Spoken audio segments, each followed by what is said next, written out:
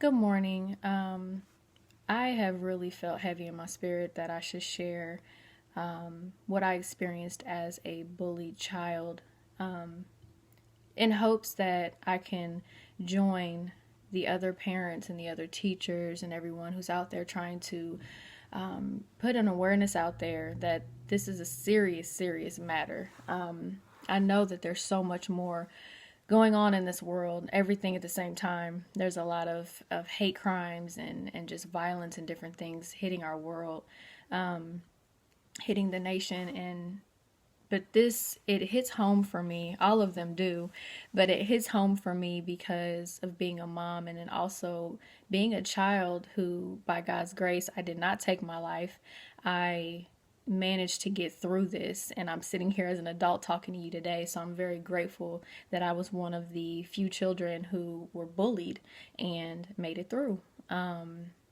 But some of the key things that happened, when I was bullied are some things that I wanted to mention in hopes that the parents watching or any of my friends that are teachers on here, or what have you, that are watching, these are some things that from the perspective of the person that's being bullied, that I hope you guys can think about and maybe talk to your children more and ask them what's going on. I ask my kids all the time, what's going on? Are you okay? I watch my children. We have to watch our children, look at their behavior and see how they feel about things. Listen to what they're saying when they come home. It's very important. And then also know that a lot of children who are being bullied, they feel as though there's nothing that can be done sometimes, even when they do cry out for help. They also are scared to say something because they know that when we're threatened, because I was threatened, they threaten you all the way down the line. I dare you to say something. If you say something, XYZ will happen. Your friends are scared as well. So their friends can't stand up. My friends did not feel comfortable enough to stand up for me, so I had to stand alone.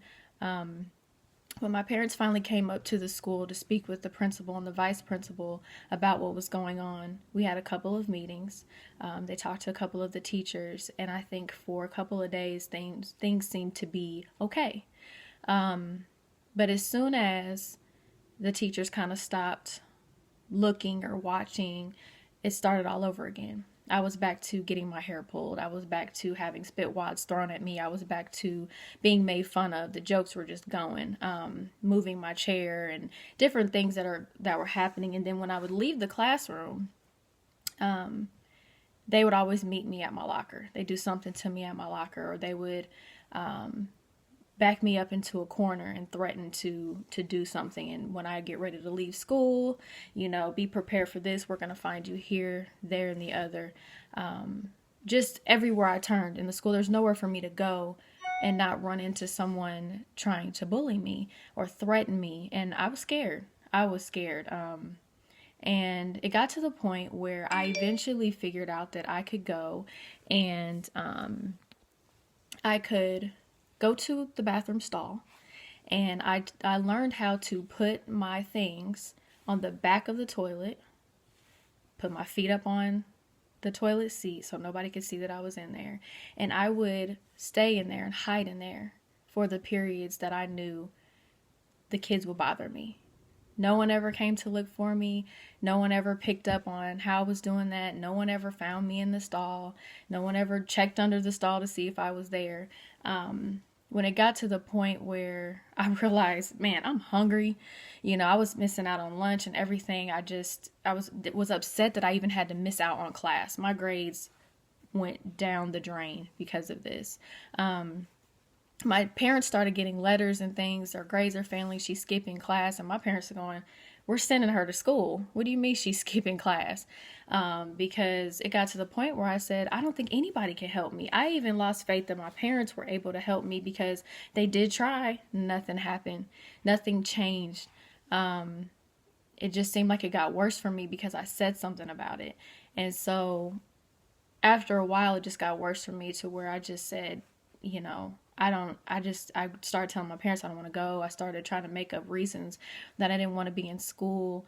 I just wanted it to stop and go away.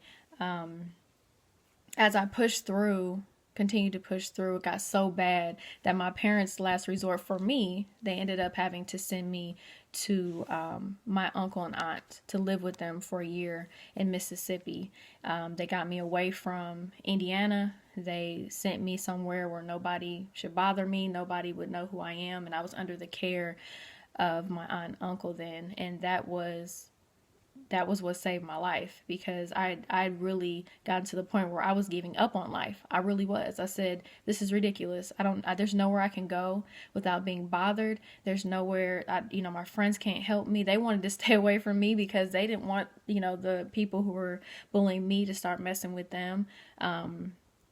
And so to not really, there's a lot more to my story than that, but I just wanted to bring the awareness that, out there and say that it happened to me. And I don't know what we can do in our school systems, but we really need to pay more attention to what's going on in the classroom, what's happening. We have to be more alert.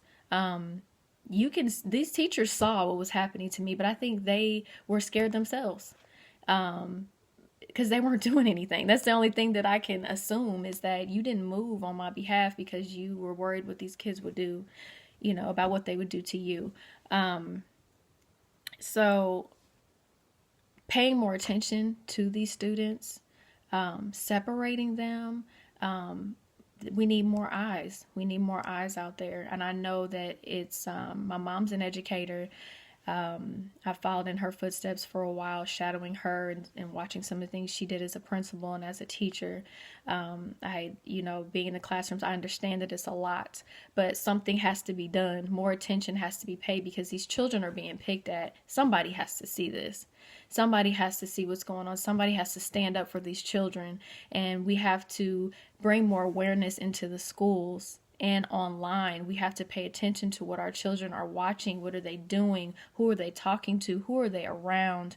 We have to pay more attention. I think that's the biggest thing. And I know there's, working parents, they do the best that they can, and trying to be there for their children and still provide for their family, so they can't keep taking off work to come and monitor the classroom all the time. But parents, I just encourage you, show your face as much as you possibly can. They start paying attention to those parents who show up, show your face, talk to those teachers, let those other children see your face. Let them know that the child that they are bullying, that parent will show up. That helps. I still think that there needs to be more. For a while there were a lot of rallies that we would do at the schools and different things like that, but we have to come up with a system to help our babies.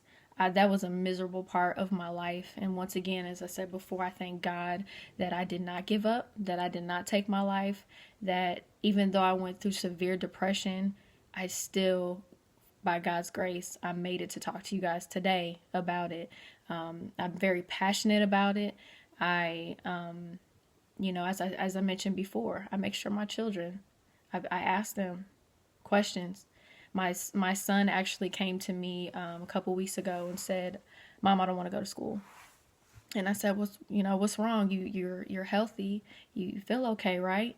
And he said, yes. He said, but I have two girls that are at the school and they make fun of me and they follow me around through the hallways picking at me. And I had to keep my composure and listening to him and not let him see that hits home for me. And of course you don't want it to happen to anyone, but then, your children. So I just told him, I said, okay. And I said, Mommy will handle it. And, so I took it upon myself to make sure that I contacted all of his teachers. They had a mass email sent out. There were phone calls made. And then I said, if it's not corrected from here, then we will bring the principal into this and we will meet with also the children's parents. And I am happy to say that just starting with the emails to all the teachers and the phone calls, I have not heard a word, and my son has been doing a lot better in school. So this is not, I know this is not to get on here for likes and for comments and for stuff like this. This is simply something that set on my spirit, and I knew God wanted me to say something from my perspective. And I pray that this reaches other parents and other teachers that might not be thinking about it. Check your bathrooms, check your stalls, check on your children. When we drop them off there, you almost become another mom and dad for our children. And so check on them.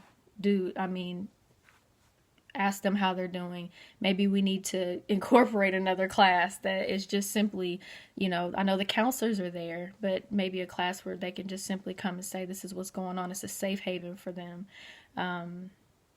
Because it's scary. It's scary to know that I lose if I don't say something, and I lose if I do.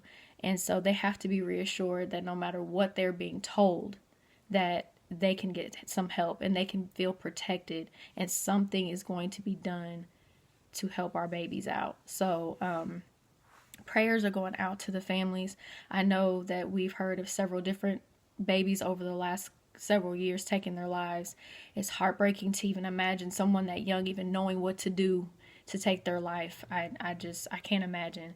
But prayers go out for all the families. I think Ashanti Davis and Rosalie Avila, praying for all the families that are out there dealing with this. I